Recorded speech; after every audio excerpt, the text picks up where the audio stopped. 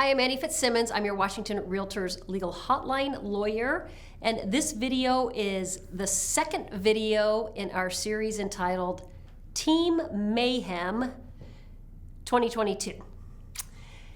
If you haven't seen the first video, you got to go back and watch it, because in the first video I introduced 3 business models, and you're not going to understand the application of those business models to the discussion in this video if you haven't watched the first video. So sorry to make you go back, but if you haven't watched it or if you don't remember those 3 business models, go back and watch that first video. Also, in the first video, we linked to a 2014 article regarding the basics of teams, basics of law as that applies to teams. On this video, on the link below, you will be able to access a new article, a very current 2022 article discussing the issues that we're covering in this video. So if you want to do some additional reading to supplement what you're watching, then link to the article at the bottom of the screen. Okay, we've got our 3 business models. In this video, we are going to talk about supervision and agency under these 3 business models.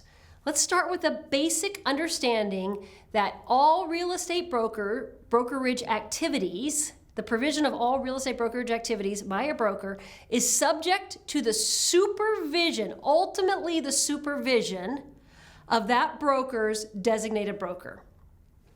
And within their firm, a broker may have a managing broker and a designated broker, 2 separate people.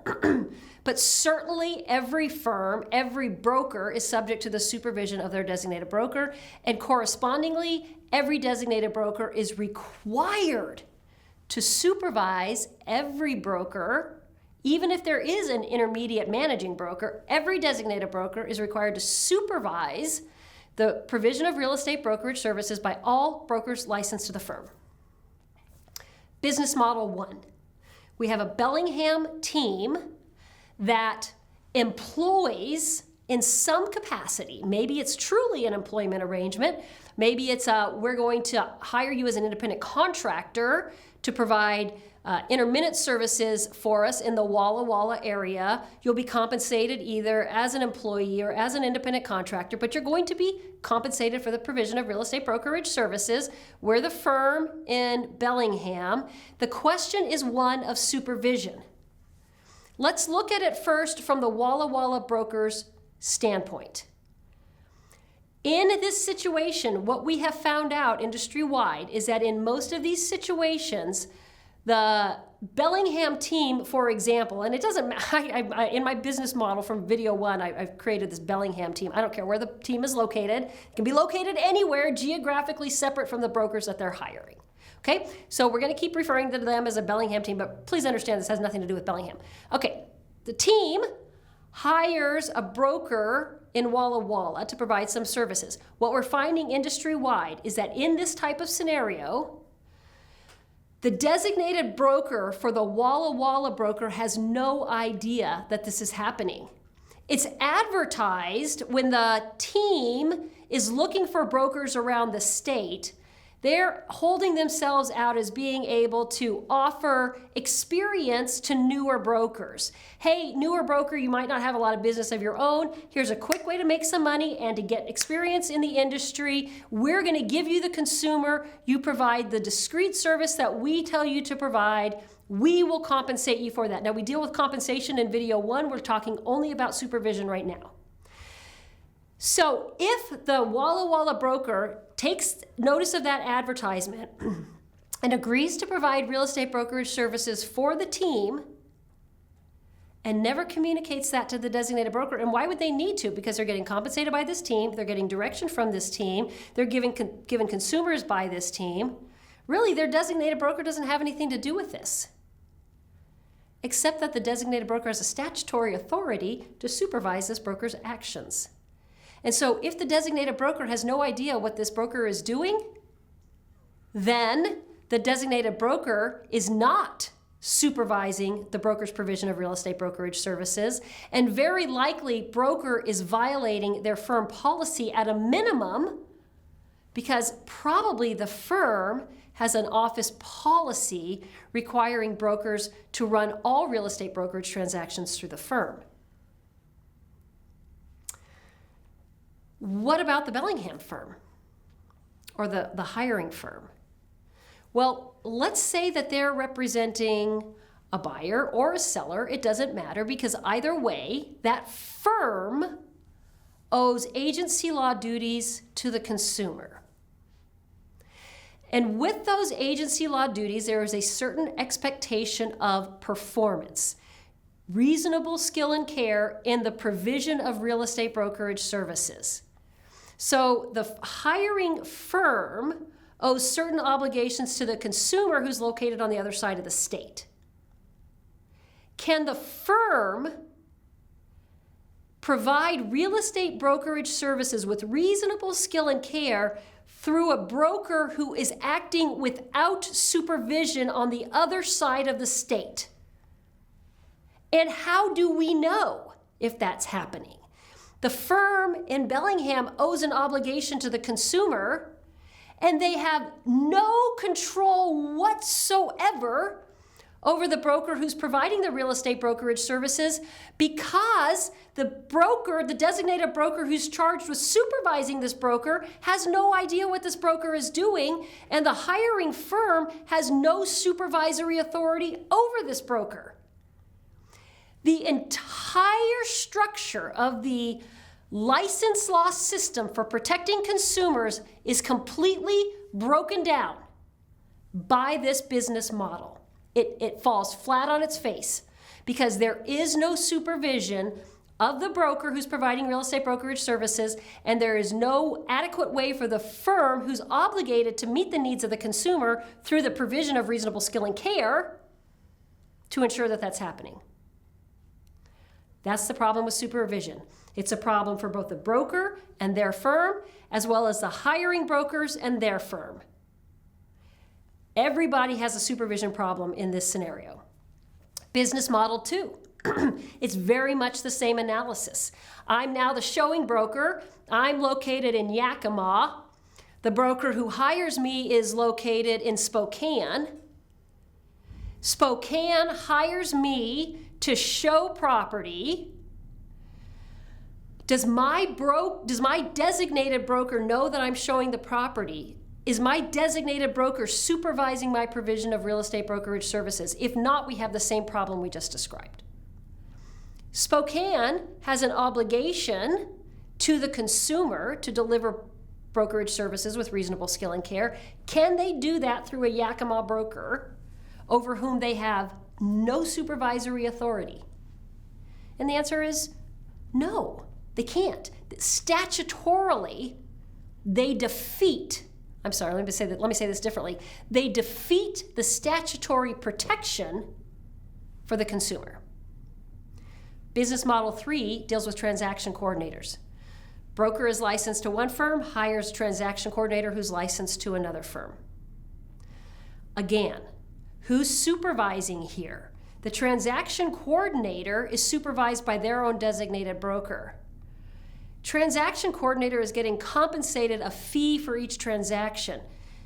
Although it's unlawful, in most cases a transaction coordinator fee is being paid directly to the transaction coordinator. The firm doesn't care what's happening with the transaction coordinator. They statutorily have to care because they're required to supervise the transaction coordinator, but too many times in this business model, they don't care because the transaction coordinator is acting autonomously without supervision. Violation of the Washington license law by the transaction coordinator and that transaction coordinator's designated broker.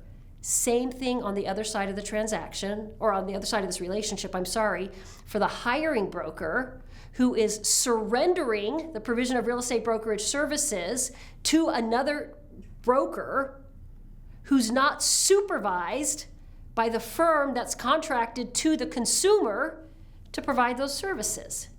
Again, breakdown of supervision on both sides. Through this business model, we defeat the statutory structure for protecting the consumer. Agency. The agency law says that if you are providing real estate brokerage services and you have no written agency agreement with either party to the transaction, then by law you represent the buyer. If you have a written agency agreement with the seller, then you represent the seller exclusively. And you're a dual agent only if you have both a written agency agreement with the seller and a written agency agreement with the buyer. So let's say that our team in business model 1 has a listing. They represent the seller. They have an exclusive relationship with the seller through the listing. But the seller is located on the other side of the state from the team. Because remember, the team advertises their services statewide. So we have a listing agreement with the firm, and the house is located on the other side of the state. Team says, no problem, because we have an associate, somebody who's not licensed to our firm, but who's but who's going to help us in this transaction, is going to work with you, seller, in your local area. Who does this broker represent? Washington agency law says that this broker represents a buyer. Because a broker without an agency agreement tying them directly to the seller, representing the seller exclusively, automatically represents a buyer in the transaction. So this firm, the listing firm, is holding this broker out as being the seller's agent when they're not. This broker represents buyers. What's going to happen in this scenario? Any number of things, and all of them are bad. The broker is either going to misrepresent their agency by claiming that they represent the seller when by law they represent the buyer, or they are going to act as though they're representing the seller when in fact when by law they represent the buyer. So they will owe agency law duties to the buyer. They won't give those agency law duties to a buyer. Instead, they'll give them to a seller. What about the firm that's done the hiring? The firm that's done the hiring is the exclusive agent of the seller. They represent to the seller that we have an agent representing you in your area, when in fact the agent represents buyers because they don't have a direct agency relationship to the seller. How would we correct this problem? Well, this broker down here can't enter an agency relationship with the seller on their own. They can only enter an agency relationship through their firm. And so the firm to whom this broker is licensed across the state is going to also have to have a listing agreement or an agency relationship with the seller. That never happens. It never happens.